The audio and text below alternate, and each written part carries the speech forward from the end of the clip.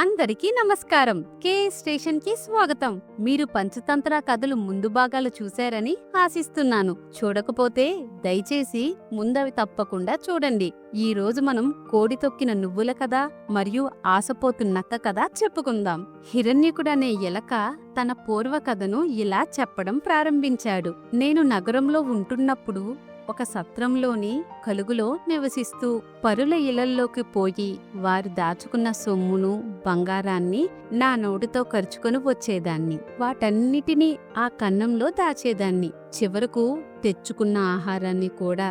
ఇలా ఎంత సంపదను దాచుకున్నా నేను ఇంకా పరుల సొమ్ముకై ఆశపడుతూనే ఉండేదాన్ని. ఆ సత్రంలో చూడకర్ణుడు అనే భిక్షగాడు ఉండేవాడు. వాడు భిక్షమెత్తి తెచ్చిన ఆహారంను కొద్దిగా తిని మిగిలినది భద్రపరుచుకుంటే నేను ఆ ఆహారమును దొంగిలించుకుపోయేదాన్ని. వాడు నన్ను ఎన్నిసార్లు తరిమినా నేను నా బుద్ధిని మాత్రం మార్చుకోలేదు. ఒకసారి ఆ సత్రానికి సుధాకరుడని భిక్షగాడు కూడా వచ్చాడు. వాడి ఆహారాన్ని కూడా నేను దొంగిలించడానికి ప్రయత్నించాను. అప్పుడు ఆ కొత్త భిక్షగాడు నన్ను చూసి చూడకర్ణునితో, ఇది ఎంతో బలిసి ఉంది, దీనికి కారణం ఏదో ఉంది అన్నాడు. వాని మాటలు విన్న చూడకర్ణుడు, నీకు ప్రతిదీ అనుమానమే, అన్నిటికీ కారణాలు ఏముంటాయి అన్నాడు. ఉంటుంది చూడకర్ణ, ప్రతి పనికి ఏదో కారణం ఉంటుంది.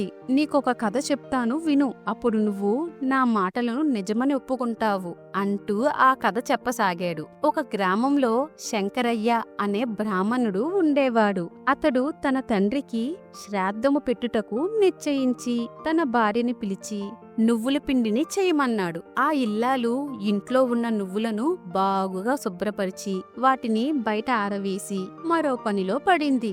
ఇంతలో ఒక కోడి వచ్చి ఆ నువ్వులను తినసాగింది. దీని చూసిన శంకరయ్య, ఏమేవ్, నువ్వులన్నీ కోడి ముట్టుకున్నది కనుక అవి శ్రాద్ధ కార్యానికి పనికిరావు. పక్కింటి వారికి వీటిని అంటగట్టి వేరే నువ్వులను తీసుకురా అని చెప్పాడు రహస్యంగా. ఆ ఇల్లాలు భర్త చెప్పినట్లుగానే పక్కింటికి వెళ్లి, అమ్మా, నేను ఈ నువ్వులను పొట్టు ఒలిచి శుభ్రపరిచాను. అయితే వీటితో ఇప్పుడు నాకు పని లేదు. మీరివి తీసుకుని దానికి సరిపడా నువ్వులు ఇవ్వండి అని అడిగింది. ఆ మాటలను పొరిగింటావిడ భర్త కూడా విన్నాడు. అతడు తన భార్యను లోనకి పిలిచి, ఒసే పిచ్చిమొద్దు, ఎవరైనా కష్టపడి బాగు చేసుకున్న నువ్వులను ఇస్తారంటే ఇందులో ఏదో మర్మముంది. మాకు ఆ నువ్వులు అవసరం లేదని చెప్పి ఆమెను పంపించి వేసే అన్నాడు. ఆమె అలాగే చేసింది. రెండో భిక్షగాడు ఆ కథ చెప్పి, ప్రతి పనికి ఏదో ఒక అర్థం ఉంటుంది, మనము ఈ ఎలుకని అనుసరిద్దాము అని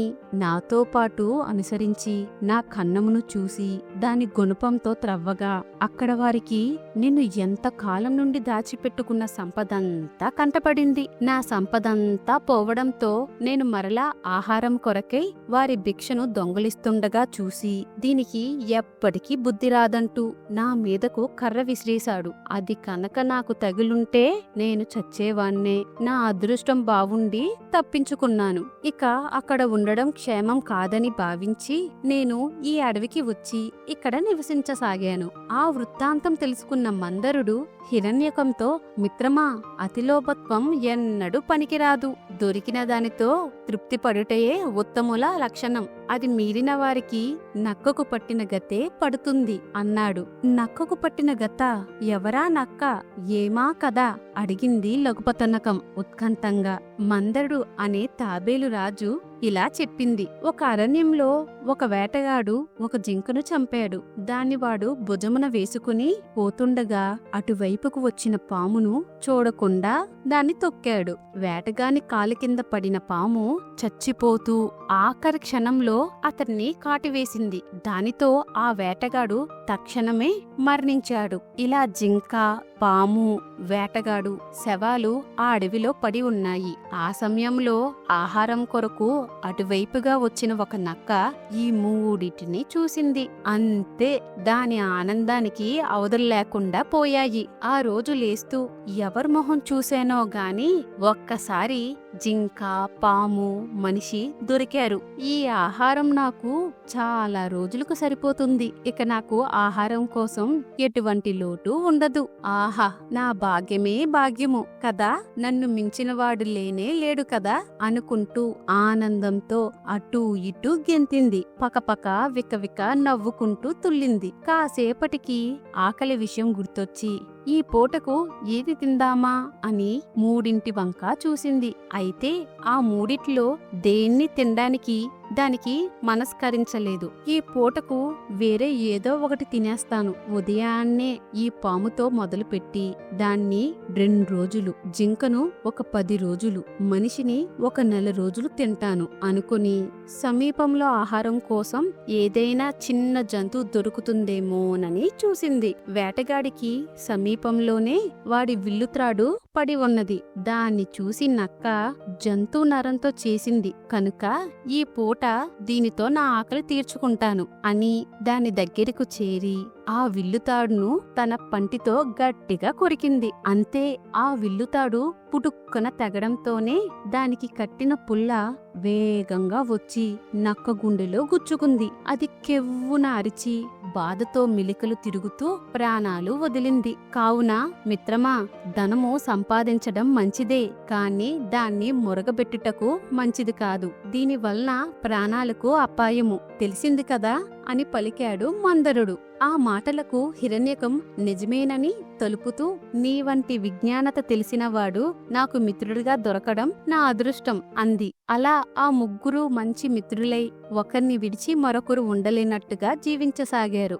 రోజు ఎవరి ఆహారం వారు సంపాదించుకున్న తర్వాత ఒక చోట చేరి కబుర్లు చెప్పుకొనడం వాటికి అలవాటయ్యింది. ఒకనాడు ఆ విధంగానే సంభాషణలో ఉండగా అక్కడకు ఒక లేడీ భయంతో పరిగెట్టుకుంటూ వచ్చింది. దాన్ని చూసి ఆ ముగ్గురు దాని భయానికి కారణం అడిగారు. అయ్యా, నా పేరు చిత్రాంగుడు. నన్నొక వేటగాడు తరుముకుంటూ వస్తుంటే దిక్కుతోచక పరిగెడుతున్న నాకు మీ ముగ్గురు కనిపించారు. నన్ను మీరే కాపాడాలి అన్నది బెదురుతూ. దాని భయాన్ని చూసిన మందరుడు, భయపడకు, ఇచ్చటకు ఎవ్వరూ రాలేరు, నీవు నిశ్చంతంగా ఉండవచ్చు అని అన్నాడు. ఒకనాడు ఆహారం కొరకు వెళ్లిన చిత్రాంగుడు ఎంతకీ తిరిగి రాలేదు.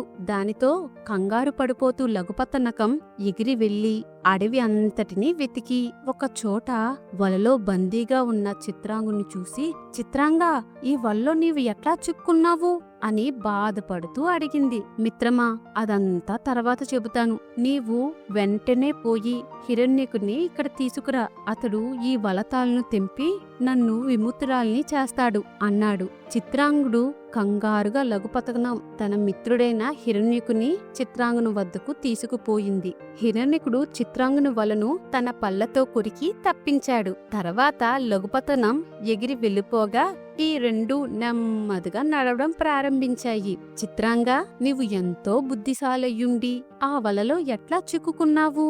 అసలు నువ్వెవరు? మా వద్దకు వచ్చే వరకు ఎక్కడ జీవించేవాడివి అని అడిగాడు హిరణ్యకుడు. అసలేం జరిగిందో మళ్ళీ కలుసుకున్నప్పుడు తెలుసుకుందాం. అదండి కథ.